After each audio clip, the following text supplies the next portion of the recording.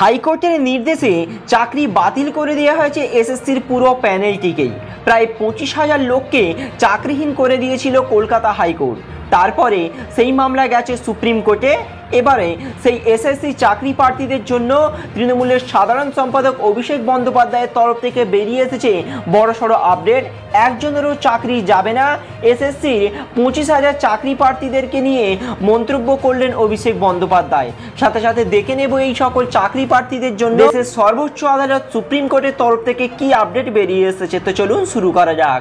আলোচনা শুরু করার পূর্বে প্রত্যেকবারের মতোই করবো একটি রিকোয়েস্ট, ইনফরমেশনটি যদি ভালো লেগে থাকে অতি অবশ্যই ভিডিওটাকে লাইক করবেন, চ্যানেলটিকে অতি অবশ্যই সাবস্ক্রাইব করবেন, পাশে থাকা বেল আইকনটিকে প্রেস করবেন এরকমই লেটেস্ট ট্রেনিং আপডেট সবার আগে পাওয়ার জন্য। বলা হচ্ছে একজনেরও চাকরি যাবে না।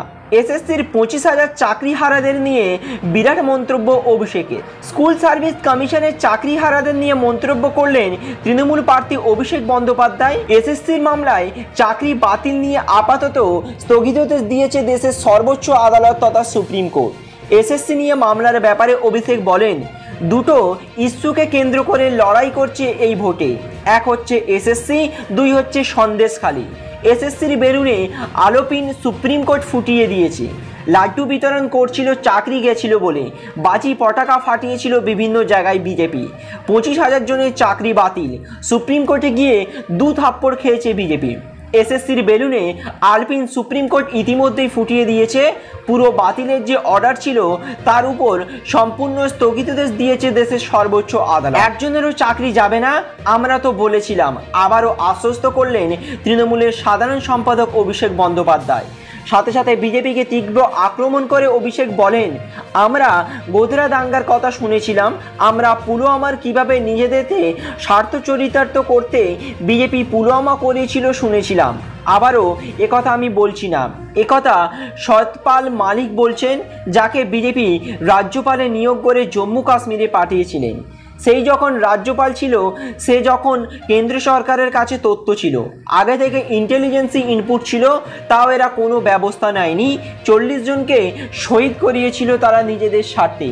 তাই এবারের লোকসভা নির্বাচনে এসএসসি ইস্যু এবং সন্দেশখালী ইস্যুকে কেন্দ্র করে আবারও নিজেদের জায়গা পাকাপোক্ত করতে চাইছে বিজেপি।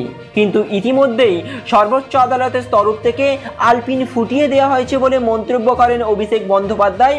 এবং এসএসসি কাণ্ডে ইতিমধ্যে স্থগিতাদেশ দেওয়া হয়েছে আগামী 16 জুন পর্যন্ত। শুধু তাই নয়, অপরদিকে সন্দেশখালী নিয়েও একটি স্টিং অপারেশন করে ইতিমধ্যেই সেই ভিডিও ফাঁস করেছে অভিষেক বন্দ্যোপাধ্যায়। অর্থাৎ দু জায়গাতেই বিজেপির মুখ পুড়ল এবং যে 25,000 চাকরি প্রার্থী তাদের কারো চাকরি যাবে না বলে আবারও আশ্বস্ত করলেন তৃণমূলের সাধারণ সম্পাদক অভিষেক বন্দ্যোপাধ্যায়। তো ফ্রেন্ডস, এই ছিল আমাদের আপডেট।